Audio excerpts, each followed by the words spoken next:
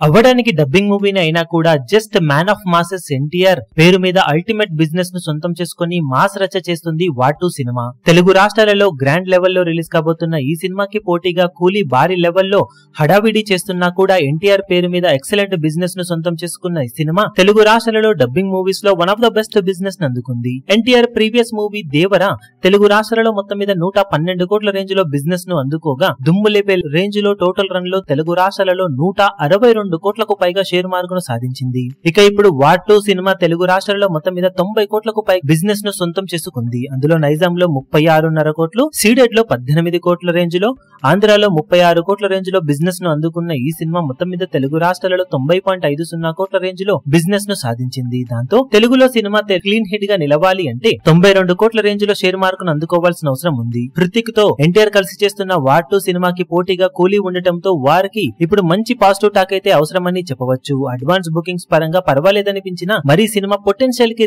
తగ్గ రేంజ్ లో అయితే బుకింగ్స్ లో జోరు అయితే కనిపించలేదు. దాంతో బాక్సాఫీస్ దగ్గర సినిమా ఖచ్చితంగా మంచి జోరును చూపించి మంచి పాజిటివ్ టాక్ ను సొంతం చేసుకోవాల్సిన అవసరం ఎంతైనా ఉంది. అలా పాజిటివ్ రెస్పాన్స్ ను కనుక ఆడియన్స్ నుండి సొంతం చేసుకుంటే ఖచ్చితంగా లాంగ్ వీకెండ్ లో ఎక్స్ట్రాడినరీ కలెక్షన్ ను సినిమా సొంతం చేసుకునే అవకాశం ఎంతైనా ఉంటుందని చెప్పాలి. యంగ్ టైగర్ ఎన్టీఆర్ మీద మరోసారి అందరి నమ్మకం ఉండగా ఎంతవరకు ఎన్టీఆర్ తన నమ్మకాన్ని నిలబెట్టుకుంటాడో చూడాలి. ఇప్పుడు ఈ వీడియో మీకు నచ్చినట్లయితే లైక్ చేయండి, షేర్ చేయండి, ఛానల్ ను సబ్స్క్రైబ్ చేయడం మాత్రం మరవకండి. ఏ చిన్న అప్డేట్ ను మిస్ అవ్వకూడదు అనుకుంటే బెల్ ఐకాన్ ను ప్రెస్ చేయండి.